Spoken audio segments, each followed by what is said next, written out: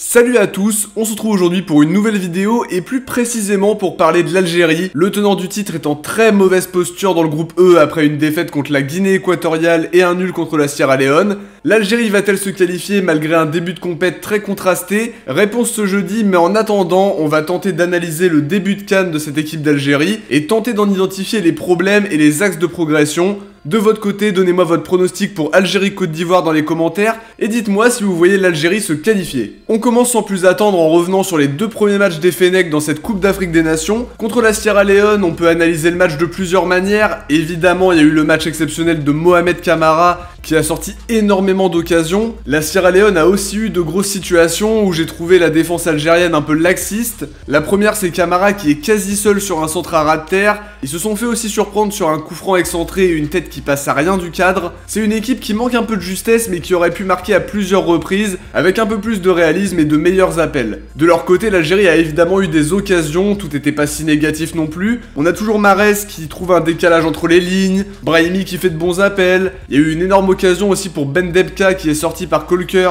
Je pense qu'on peut surtout reprocher à cette équipe d'Algérie de ne pas avoir converti une seule de ces occasions. Les coups n'ont pas toujours été bien joués, une première mi-temps avec très peu d'occasions franches, c'était un petit peu mieux en deuxième mais ça n'a pas voulu entrer pour autant. Une domination sans concrétiser, un gros manque d'inspiration devant le but, quelques frayeurs défensives aussi, l'Algérie ne se rassurait pas du tout pour son entrée en lice, même si on pouvait retenir une bien meilleure deuxième période, surtout après le but refusé pour la Sierra Leone qui a été un peu un électrochoc, mais derrière Camara était dans un soir de grâce. Contre la Guinée équatoriale, c'était encore plus compliqué. Dans le jeu, l'Algérie a été mise en difficulté, bloquée et incapable de proposer son jeu habituel. On a vu plus ou moins les mêmes choses que contre la Sierra Leone, des occasions pas converties. Alors oui, l'histoire se répète. Il y avait encore un très bon gardien en face, le jeune Owono qui sort un double arrêt, puis un arrêt juste avant l'ouverture du score, avant le but d'Orozco. Les Équato-Guinéens ont eu une très grosse occasion avant ça sur un coup franc direct qui passe vraiment pas loin en fin de première mi-temps. Mboli a dû aussi faire deux gros arrêts. Ce qu'on retient, c'est que l'Algérie se fait peur sur les occasions de ses adversaires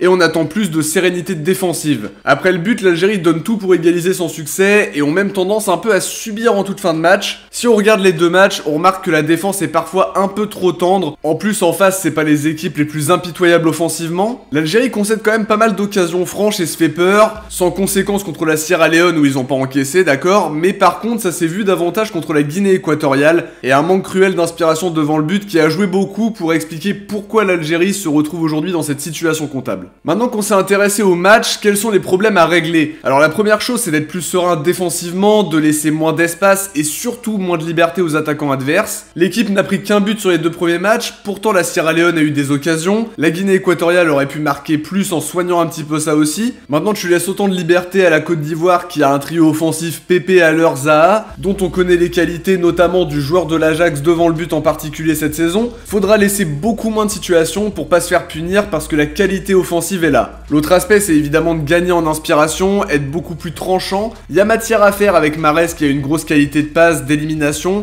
Beaucoup de joueurs qui sont capables d'éliminer, de percuter. Et surtout, faut que l'Algérie capitalise sur ses occasions. Slimani et Bounedjah sont parfois un peu dans le doute, mais ça reste de très bons attaquants qui sont efficaces devant les buts. La qualité technique est là, les placements aussi. Faut trouver les joueurs entre les lignes comme Mahrez peut le faire avec des inspirations de génie. Quelques ajustements à faire dans le jeu et on l'a vu récemment dans les médias, l'Algérie met les bouchées doubles à l'entraînement pour préparer ce choc face à la Côte d'Ivoire. L'essentiel sera surtout de gagner en justesse devant le but, mais leur secteur offensif est largement capable de dérouler, mais pour ça, faut que les frappes soient plus efficaces, qu'elles soient pas toutes sur le gardien non plus, donc la clé sera de soigner la finition et d'être inspiré devant tout en gardant une assise défensive solide qui a un petit peu fait défaut sur quelques situations sur les deux premiers matchs. Belmadi de son côté a annoncé du changement pour ce match de la dernière chance, il était sur un 4-1-4-1 pour le premier match avec Belkebla devant la défense et un quatuor Belaïli, Fegouli, Brahimi, Mahrez en soutien de Slimani seul attaquant. Une compo très offensive et pas franchement équilibrée qui s'explique aussi par plusieurs absences, Zerouki et Benasser en tête de file. Zerouki qui devrait d'ailleurs être présent pour ce dernier match et qui va faire beaucoup de bien. En termes de dispositif, c'était plus équilibré contre la Guinée équatoriale grâce au 4-3-3 avec Ben Debka devant la défense. Les titus de Benasser, Ben Lamri et Bounedjah aussi. À voir quel dispositif sera choisi jeudi, mais apparemment ce sera pas le 4-3-3 parce que Belmadi explique en avoir peut-être un peu trop abusé, ce ce qui devait donner énormément d'indications aux adversaires qui pouvaient bosser sur les défauts éventuellement de l'Algérie. On enchaîne sur la question qui est sur toutes les lèvres des supporters algériens. Est-ce que l'Algérie peut aller chercher cette qualif? De mon côté, je pense que oui, c'est un groupe qui a beaucoup de joueurs qui étaient là en 2019, et c'est là que l'expérience des grands rendez-vous va parler. C'est une équipe qui a des joueurs capables de faire la différence. S'ils arrivent à être tranchants devant, ils peuvent s'imposer contre la Côte d'Ivoire, mais chaque occasion qui ne va pas rentrer va exposer l'Algérie à potentiellement en encaisser un, et à devoir se compliquer la tâche en courant derrière le score. On attend l'Algérie en maîtrise, en taille patron, et on sait que cette équipe est largement capable de le faire parce que c'est un effectif pétri de talent.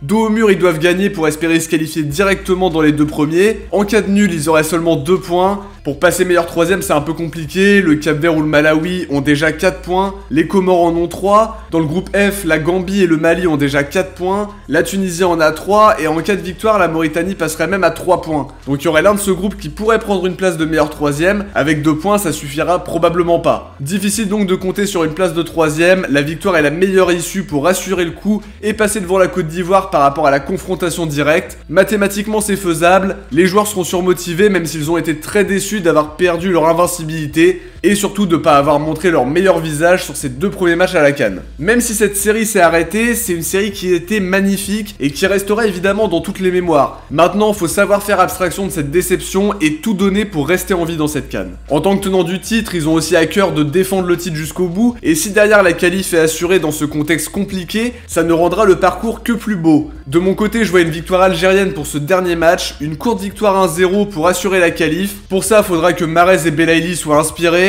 qu'ils apportent de la folie pour déstabiliser la défense des éléphants. Faudra être efficace devant, moins friable derrière, mais la motivation sera là, y a aucun doute là-dessus. Ils peuvent s'appuyer sur des joueurs expérimentés, des joueurs de caractère pour tirer leur épingle du jeu. Le destin de l'Algérie dans cette CAN est finalement entre ses mains. Je suis certain que les joueurs vont tout donner pour renverser la situation. Ils sont parfaitement capables de le faire et peut-être qu'on assistera à un match fou qui sera historique. Réponse jeudi pour connaître le sort de l'Algérie dans cette Coupe d'Afrique des Nations. De notre côté, on arrive à la fin de cette petite analyse. J'espère qu'elle vous a plu. Si c'est le cas, n'hésitez pas à liker, commenter, partager et vous abonner pour d'autres vidéos de ce style. Vous pouvez aussi me suivre sur mes réseaux sociaux. Vous pouvez les trouver en description. On se retrouve très vite pour une prochaine vidéo. Ciao, portez-vous bien et surtout allez l'OM.